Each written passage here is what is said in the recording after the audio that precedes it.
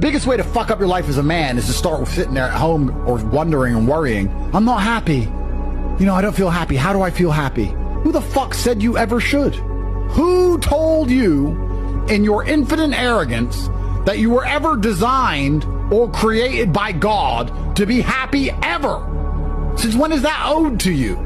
Why is happiness something you think you deserve? Maybe it is your destiny to live 100 miserable years.